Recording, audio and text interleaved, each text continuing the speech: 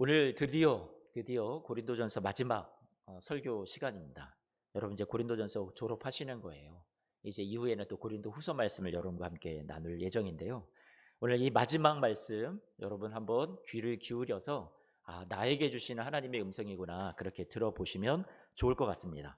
22절부터 말씀을 다시 한번 보니까 만일 누구든지 주를 사랑하지 아니하면 저주를 받을지어다. 우리 주여 오시옵소서. 좀 무서운 말씀인 것 같기도 한데 우선 뒤에 말씀부터 여러분과 함께 나누겠습니다. 우리 주여 오시옵소서. 이 초대교회, 이 고린도 교회 성도들이 이 당시에 서로 인사를 나누었던 그 당시의 인사말이었을 겁니다. 우리 주님 오십니다. 이렇게 표현했었죠. 마라나타라는 말을 여러분 많이 들어보셨죠. 오늘 설교 제목이기도 한데요. 사랑합니다 마라나타. 마라나타라는 단어가 우리 주여 오시옵소서 이런 뜻을 갖고 있기도 하고요. 주님이 곧 오십니다. 이런 의미를 또 갖고 있습니다. 한 번만 그 다음 거 한 번만 좀 띄워줘 보세요. 다음 자막이요. 보시면 마라나타는 이런 의미가 있습니다. 어떤 의미를 갖고 있을까요? 한번 그 다음 거. 마라나타는 주님이 오신다라는 그런 의미를 갖고 있습니다. 앞으로 주님이 오신다라는 거예요. 또 이 말을 좀 살짝 띄어서 연결을 해보면 마란아타 이렇게 표현하면 주님께서 오셨다 이런 의미도 됩니다. 그러니까 이 마라나타라는 인사를 성도들이 만날 때마다 서로 마라나타 주님이 오십니다 이렇게 인사를 했던 거죠. 아까 여러분들 주님이 곧 오십니다 이렇게 인사하니까 되게 어색했죠. 우린 되게 어색하잖아요. 근데 이때 당시의 성도들은 이 인사가 매우 일상적인 그런 인사였다라는 거예요. 우리 주님 곧 오십니다 이런 인사, 아니면 이미 주님이 벌써 오셨습니다, 현재에 함께 하십니다 이런 인사를 서로 나누었다라는 거죠. 여러분 이 인사를 아까 나누었을 때 여러분들은 어땠어요? 네 지금 오시면 안 돼. 나 아직 준비가 안 됐어. 나 지금 오시면 내가 되게 두려워. 막 이런 생각이 걱정부터 드시나요? 아니면 주님이 오시면 여러분들의 이 세상의 온갖 시름을 다 내려놓고 무거운 짐도 내려놓고 여러분 쉼을 얻을 생각이 여러분에게 바로 들어오시나요? 여러분은 주님 오신다 그러면 어떤 의미가 있으신가요? 이때 당시에 주님이 오십니다 이러면 성도들을 되게 위로하고 격려하는 그런 의미의 인사였단 말이에요. 너무나도 어려운 고난의 시기를 보내고 있었습니다. 만만치 않은 현실을 살아가고 있었어요. 이 세상에서의 땅에서의 삶이 문제가 많고 눈물도 많고 여러 시험도 많아요. 그러니 주님이 곧 오십니다 이 얘기는 주님이 곧 오셔서 여러분의 모든 한과 여러분의 모든 슬픔과 문제를 위로해 주시는 그런 때가 곧 올 겁니다. 주님이 오셔서 이 망가진 나라를 하나님의 나라로 회복시켜 주실 겁니다. 온전해지는 그런 하나님의 나라를 경험할 때가 올 겁니다. 승리의 날이 올 겁니다. 이 얘기가, 이 인사가 뭐였을까요? 우리 주님이 곧 오십니다. 만날 때마다 힘들고 어려움 가운데 있는 그런 성도들을 서로 이 인사로 격려해 주었던 그 당시의 인사였다라는 말이에요. 그런데 현재 이미 오셨다라고 얘기하는 건 뭘까요? 또 현재 오셨다라는 얘기는 예수님께서 요한복음 14장 말씀을 보면 고아와 같이 내가 너희를 버려두지 아니하고 이제 성령 보혜사를 보내셔서 너희들을 도울 거다 세상 끝날까지 그 약속을 해 주시거든요. 그러니까 예수님의 영이신 예수 그리스도의 영이신 성령께서 오셔서 이미 아직 주님이 재림하실 날 다시 오실 날은 완성되는 하나님 나라는 오지 않았지만 지금 현재도 우리 주 예수 그리스도의 영이 우리와 함께 하여서 주님이 오시는 그 승리의 날까지 우리가 혼자 그와 같이 버려진 당한 그런 우리의 인생길이 아니라 동행해 주시고 함께 해 주시고 우리의 약함을 주님께서 도와주시면서 이 길 승리의 그날까지 주님 오시는 그날까지 지금도 함께 걸어가 주신다. 이 얘기가 마라나타 지금 주님이 지금도 함께 해 주십니다. 이 고백이었다는 말이에요. 사랑하는 성도 여러분, 주님께서 저와 여러분들에게 함께 해 주신다라는 것, 평안하고 행복했던 사람들에게 이 인사가 서로 나누었던 인사가 아니라 고난 가운데 있는 힘겨운 삶 가운데 있는 성도들이 서로 만나서 우리 주님이 곧 오십니다. 그리고 지금도 주님이 우리와 함께하고 계십니다. 이런 인사말을 서로 주고받았었던 거였죠. 여러분 주위에 있는 우리 사랑하는 성도님들에게 어렵고 힘이 들 때마다 우리도 다시 한번 따라해 볼까요? 우리 주님 곧 오십니다.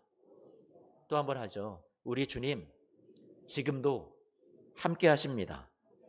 이 인사가 서로에게 위로가 되고 격려가 되고 소망이 되었으면 좋겠어요. 오늘 말씀에 우리가 약간 좀 궁금한 내용들이 오늘 말씀에 나오는데요. 22절 말씀을 다시 한 번만 볼까요? 22절 말씀 보니까 이렇게 말하죠. 주를 사랑하지 아니하거든 무엇을 받는다고요? 이 말씀이 자꾸 시험에 들 것 같아요. 아니, 주님을 사랑하지 않으면 저주를 받는다. 이 말은 무슨 말일까요?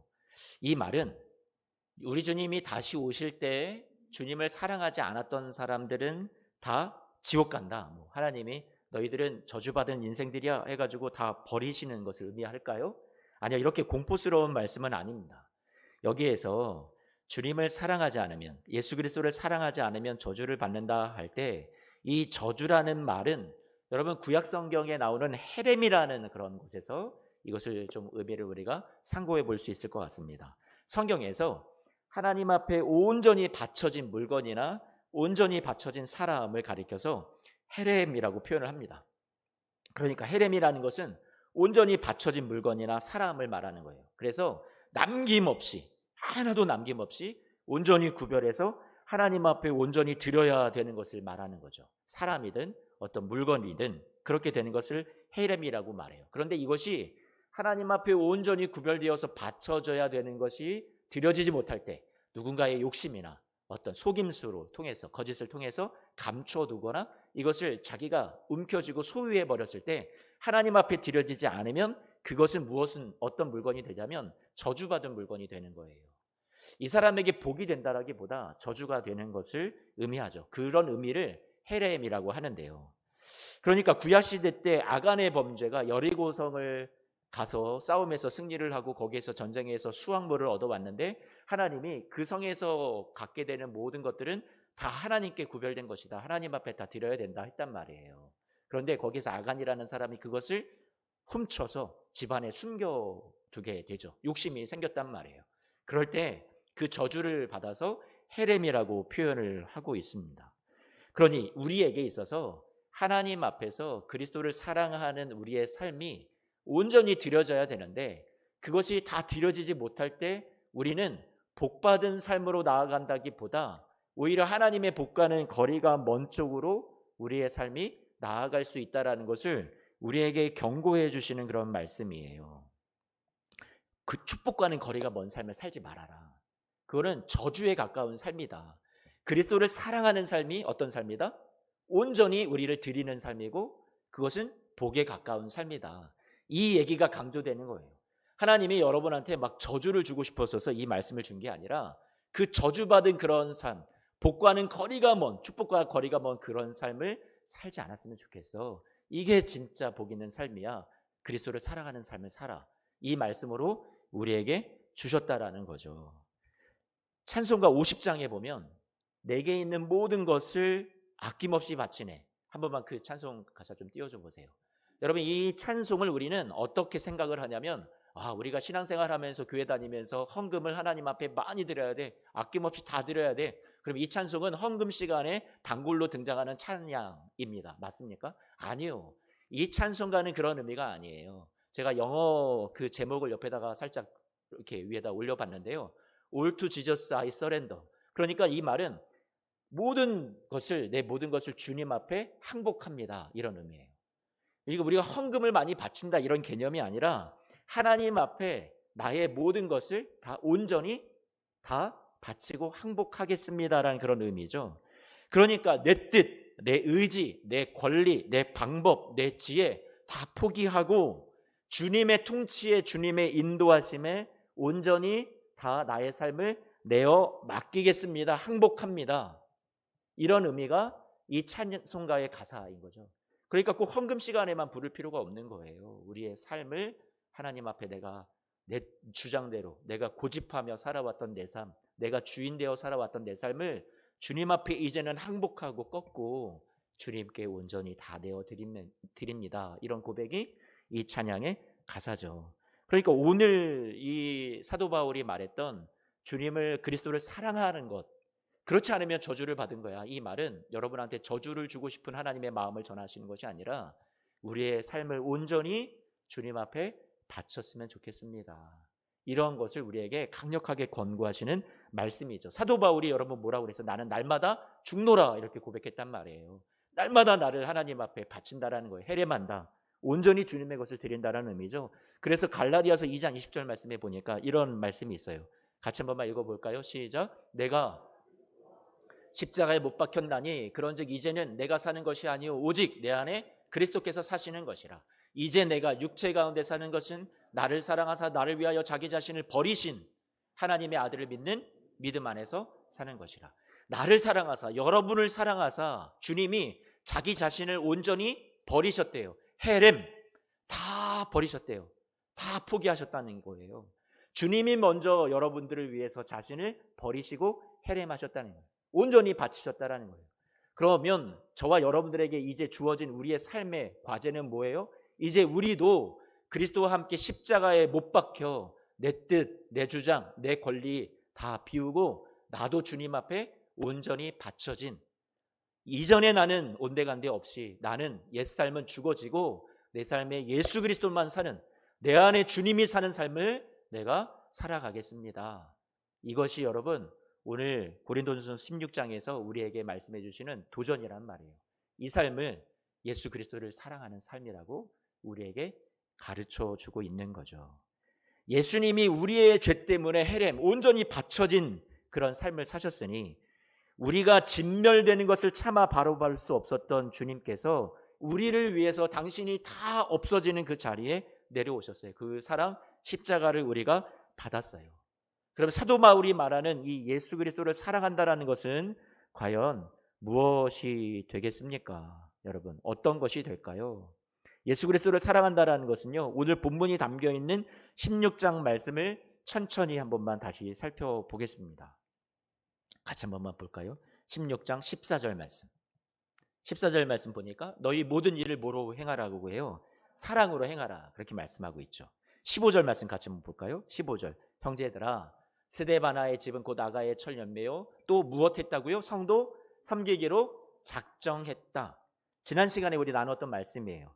모든 일을 사랑으로 행해라. 그리고 15절에 보니까 성도를 섬기기로 작정한 스데바나의 집을 소개하면서 우리가 이 집을, 이런 사람들의 모습을 우리가 본받고 이렇게 살았으면 좋겠다. 지난 시간에 말씀을 나누었단 말이에요. 그러니 이 문맥의 상식으로 흐름으로 봐서 오늘 말씀에서 예수 그리스도를 사랑해라는 얘기는요, 주님이 여러분한테 다 나한테 갖다 바쳐 이런 것을 의미하는 게 아니에요. 너희들 나 무조건 사랑해 막 우리에게 막 강요하고요, 강압하고요, 폭력적으로 여러분들을 사랑을 막 의무적으로 종용하시는 그런 하나님이 아니라 오늘 예수 그리스도를 사랑하는 것, 그렇지 못하면 축복과는 거리가 먼 삶이 된다는 것은 오늘 고린도전서 16장 전체의 말씀의 문맥을 살펴볼 때 어떤 것을 의미하냐면요, 주님을 사랑한다면 사람들을 사랑하는 것으로, 이웃을 사랑하는 것으로, 성도들, 교회, 지체들을 사랑하는 것으로 삶이 나타날 수밖에 없다, 이 얘기를 하는 거예요. 주님이 나에게 바쳐 이것을 요구하시는 것이 아니라 너희가 나를 사랑해? 그러면 주위의 성도들을 섬겨. 여러분 이 지난 시간에 16장 말씀 배우면서 예루살렘 교회를 향한 연보에 대해서 나눴었죠. 그 예루살렘 교회가 너무나도 어려움에 처해 있었고 가난함에 처해 있었을 때 이 고린도 교회도 다 뭐 부자들만 있는 건 아니지만 이들이 그 가운데 연보를 하고 사도 바울이 이 어려움을 당한 예루살렘 교회를 위해서 우리 연보하자. 우리가 주의 첫날에 이렇게 뭐 주일 같은 날에 같이 이 작정한 것을 모아서 내가 가서야 그제서야 준비하지 말고 계획적으로 준비성 있게 막 감정에 의해서 막 너무나도 지나치게 우리가 즉흥적으로 하지 말고 여러분 그것을 미리 잘 생각하고 이웃을 사랑하는 마음으로 준비하자, 이런 얘기를 여러분과 말씀을 나눴었습니다. 스데바나의 집사람들은 성도들을 섬기기로 헌신했다고, 작정했다고 여러분과 말씀을 나누었었어요. 사랑이 없던 교회예요. 그런데 사도 바울이 이들에 대해서 그리스도를 사랑한다라는 것은, 축복된 길을 걸어간다라는 것은 교회에 와서 막 예배 열심히 하고 교회에 와서 여러분들이 기도 열심히 하고 뭐 성경을 얼마나 많이 알고 이런 것으로 나타나는 것이 아니라 진짜 그리스도를 사랑한다라는 건 무엇으로 나타난다는 걸 얘기하는 걸까요? 우리의 실제 삶에 주위에 어렵고 힘들고 연약한 성도들을 돕고 사랑하는 일로 나타난다라는 것을 우리에게 강조해주고 있는 말씀입니다. 요한일서 4장 21절 말씀 같이 한 번만 다시 볼까요? 요한일서 4장 21절 한 번만 읽어볼게요. 시작.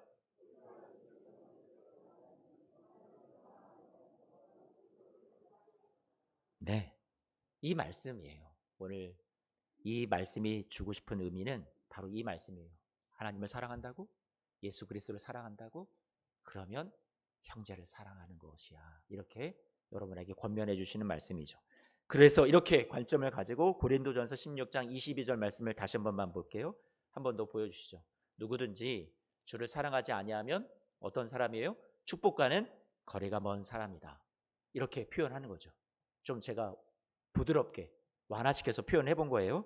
이 말씀의 의미가 주님을 사랑하지 않는 자는 구원받지 못한다를 말하는 게 아니에요. 저주를 받고 싶지 않아서 벌벌 떠며 주님을 사랑해야 된다라는 그런 의미로 주신 것도 아니에요. 그리스도를 사랑한다라는 것은 이웃을 사랑하는 것인데 우리가 그 삶을 위해서 우리 자신을 온전히 바치자. 주님이 우리를 위해서 자신을 온전히 내어주신 것처럼 여러분 이렇게 우리가 말씀을 받았으면 좋겠어요. 그래도 이 말씀이 막 저주를 준다는 말씀이 여러분에게 이렇게 좀 시험에 들 것 같은 분들을 위해서 제가 사진을 2장을 준비했는데 한 번만 좀 보여주시죠. 쓰레기 투기 금지. 100만 원 이하에 뭐라고 돼 있죠? 과태료가 부과됩니다. 자, 이제 궁금한 건 여기에서의 포인트는 여러분 진짜 과태료를 낸 사람이 있는지 아닌지 저는 잘 모르겠어요. 여기에서의 핵심은 뭐예요? 쓰레기를 버리지 않고 깨끗한 환경을 만들어줬으면 좋겠다가 이걸 붙인 것의 핵심이에요? 아니면 저 건물주가 그 과태료 100만 원 이거를 막 뜯어내는 게 목적이에요? 여러분 뭐가 목적이에요? 그렇죠. 깨끗한 환경을 좀 만들어주고 그 일에 동참하자라는 게 목적이죠. 그 다음 한번 보여주세요. 음식물 남기면 환경부담금이 6,000원. 여러분 식당에 가서 음식물 남겨서 이거 내신 적이 혹시 있으신가요?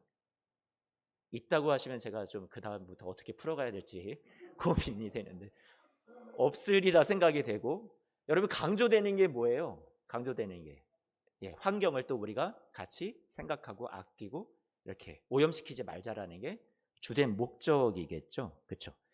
예수님께서 아까 말씀하시니까 오늘 우리에게 사도 바울이 권면했던 16장 22절 주님을 사랑하지 않는 자는 저주를 받는다라는 것의 무게는 저주에 있어요? 아니면 사랑에 있어요? 사랑에 있는 거죠. 주님이 우리에게 주신 말씀이 그렇다라는 거예요. 이 고린도 교회 안에 예수님을 믿지 않던 사람들이 있었나요? 아니요, 그렇지 않았죠. 주님을 사랑하지 않던 사람들이 있었나요? 아니요. 막 주님을 사랑한다고 외쳤던 사람들이에요. 내가 은혜도 은사도 많이 받았다. 나는 많은 지식이 있다. 나는 믿음이 있다. 뭐 했던 사람들이란 말이에요. 그런데 그런 그들에게 어떤 문제가 있었어요? 교회 안에 진짜 실제 모습을 들여다보니까 막 분파가 있었고 여러분 교회 다니는 사람들끼리 서로 막 법정인 투쟁을 막 해가지고 서로 이겨야 된다고 막 그 사람 짓밟아야 된다고 서로 싸우고 있었고 우상에게 바쳐진 제사 음식을 먹는 문제로 어떤 성도들을 막 시험에 빠지게 하고 덕이 되지 못하는 문제가 있었고 공중에 어떤 예배 시에 성찬을 하는데 가난한 사람들 늦게 일 끝나고 피곤해서 늦게 오는 사람들을 위한 기회 먹을 음식은 남겨두지 않고 자기들끼리 그냥 배불리 자기 잔치를 해버리고 여러분 이런 문제들이 있었단 말이에요. 그렇죠? 그게 고린도 교회였죠. 주님을 믿는다, 주님을 사랑한다 했지만 실상은 전혀 사랑과는 거리가 멀었던 이들에게 오늘 이 말씀은 예수 그리스도를 사랑해라. 이 말씀은 그 사랑은 이웃에게 나타나는 거야. 형제에게 사랑할 때 나를 사랑하는 거야. 이 사랑을 하지 않으면 복과는 거리가 먼 삶을 사는 거야. 이 사랑을 해주지 않겠니? 여러분 이 말씀이 오늘 저와 여러분들에게 그렇게 우리를 여러분의 마음의 문을 두드리고 있고요. 도전해주고 있는 그런 말씀이라는 말이죠. 하나님 사랑을 우리가 온전히 받았어요. 그러니 이제 사랑장을 기억하시죠?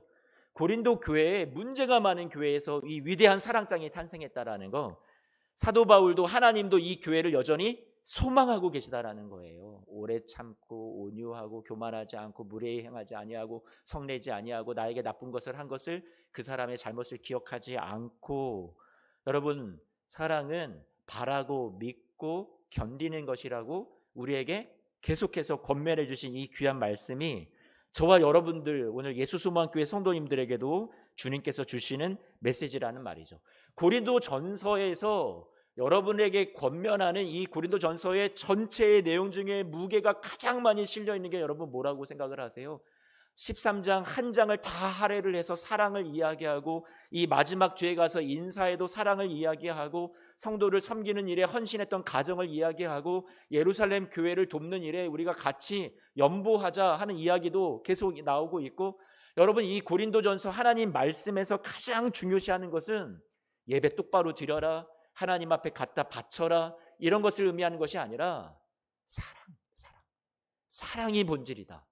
여러분 교회에 있어서 주님께서 여러분들에게 원하시는 것은요, 성경 말씀을 많이 알고 우리가 주님을 사랑한다라고 뭐 믿음으로 고백하고 헌신하고 주님 앞에 나와 있는 어떤 종교적인 외적인 행위가 중요한 것이 아니라, 주님이 여러분한테 꼭 한 가지 묻고 싶은 것, 여러분의 신앙에 있어서 진짜 신앙생활하면서 이거 하고 있니? 라고 물으신다라는 것은 사랑하고 있냐를 물으신다라는 거예요. 사랑하고 있냐. 여러분 근데 그 사랑을 우리가 잘 해내요, 못해요? 잘 못하죠. 그러니까 주님 앞에 우리는 또 부끄럽지만 사랑하려고 하다가도 또 넘어지고 또 쓰러지고 할 거란 말이에요.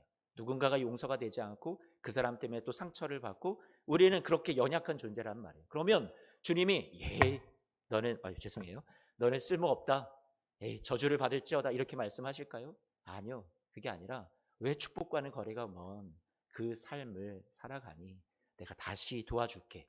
그 말이 어디에 나오냐면요, 23절에 나와요. 23절 같이 한 번만 읽어볼까요? 고린도전서 16장 23절 같이 읽어보겠습니다. 시작. 주 예수 그리스도의 은혜가 너희와 함께하고. 여러분들이 그나마 그래도 다행인 것은요, 하나님이 여러분한테 다 떠넘기셨지 않으셨어요. 그리스도를 사랑해, 너 형제를 사랑해. 그게 아니라 우리가 잘 못할 거 아시니까 예수 그리스도 안에서 주님께서 23절 말씀, 은혜를 저와 여러분들에게 주셔서, 그 앞에 절 한 번만 좀 띄워줘 보세요. 여러분들에게 은혜를 주셔서 여러분과 어떻게 한다고요? 세상 끝날까지 함께 하신다라는 거예요. 여러분 우리에게 무엇이 함께 한다고요? 그리스도의 은혜가 함께 한다고요. 다행이죠. 은혜죠. 도우실 거예요. 주님이 결코 이 길을 여러분 혼자 걸어가게 하지 않으실 거란 말이에요. 23절 24절 우리가 다시 한 번만 보니까 주 예수 그리스도의 은혜가 너희와 함께하고. 여러분 소망하세요? 나는 자격 없어. 주님이 나 같은 거 이제는 미워하실 거야. 넌 싹이 노랗다. 이렇게 나는 포기다. 너는 포기다. 이렇게 하실 거야. 이게 아니라요, 주님이요 여러분을요 끝까지 동행하시고 포기하지 않고 여러분을 이끌어 가실 은혜의 주님이라는 것을 여러분이 오늘 가슴에 한번 새겼으면 좋겠고요. 여기서 좀 한 가지 여러분과 나누고 싶은 이야기가 있어요. 23절 24절 주 예수 그리스도의 은혜가 너희와 함께하고 나의 사랑이 그리스도 예수 안에서 너희 무리와 함께할지어다, 이렇게 말씀하고 있죠. 여러분 이게 어떤 의미로 들리세요? 따뜻한 편지의 인사말로 여러분 들리세요? 맞아요? 따뜻한 편지의 인사말. 고린도 교회의 성도들과 사도 바울이 편지를 주고받으면서 이 편지를 통해서 그들을 만나고 또 헤어지는 마지막 인사말에 따뜻한 인사를 전하는 거죠. 그게 뭐예요? 지금 이 사도 바울의 이 인사말이란 말이에요. 주 예수 그리스도의 은혜가 너희와 함께하고 나의 사랑이 그리스도 예수 안에서 너희 무리와 함께할지어다, 이렇게 인사했단 말이에요. 따뜻한 인사. 그럼 여러분 이 인사 어디서 많이 듣지 않았어요? 또 다른 인사가 있죠. 고린도 후서 말씀인데요, 13장 말씀입니다. 같이 한 번만 좀 찾아보죠. 고린도 후서 13장 앞에 스크린을 보셔도 좋고요, 찾으실 분들은 좀 찾아보셔도 좋겠어요.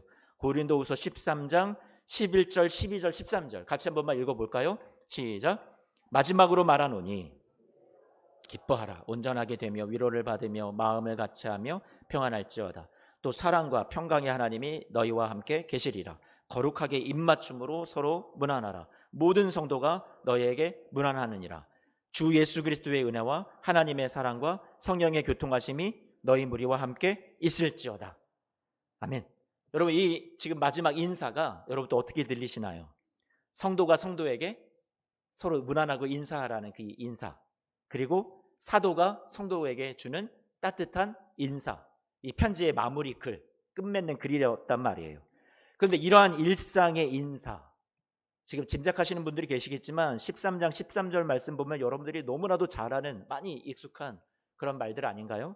이 따뜻한 일상의 인사가 특별한 축복의 기도로 간주되어서 이것을 가지고 안수받은 목회자만 건드릴 수 있는 불가침의 영역, 이것을 축복권이라고 해서 그렇게 목사들만 이 축복 기도를 할 수 있다라고 만들어 놓은 오늘날의 기독교의 상황은 올바른 성경적인 측면에서 관점에서 볼 때 절대로 옳지 않습니다.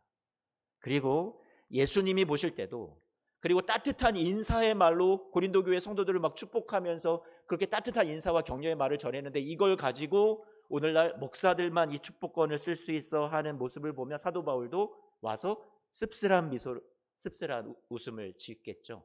그렇죠? 이게 아니었는데, 바람직한 현상은 아니에요. 제가 지금의 이 교회의 어떤 이 축복권을 가지고 제가 막 비판하고 되게 부정적인 것만 막 강조하려고 하는 말씀이 아니라요, 여러분들에게 올바른 성경에 대한 해석은 알려드려야 돼서 여러분과 지금 이 얘기를 나누고 있습니다.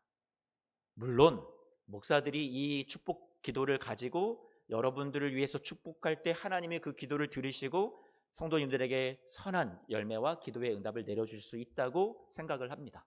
그런데 그것은 목사들만 그렇게 할 수 있느냐? 아니요. 여러분도 이 고린도후서 13장 13절 말씀을 가지고 누군가를 축복해주고 권면하고 격려할 때 하나님이 그 가운데 역사하실 수 있습니다. 여러분, 여기서 이제 아멘이 잘 안 나오시나요? 저희 강성부 목사님이 목사 안수를 받았단 말이에요. 목사 안수. 그렇죠.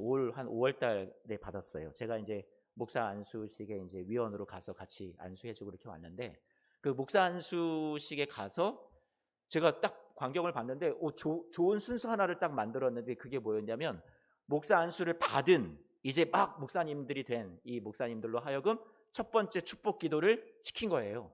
누구를 시켰을까요? 네? 사모님들 다 나오라고 한 거예요.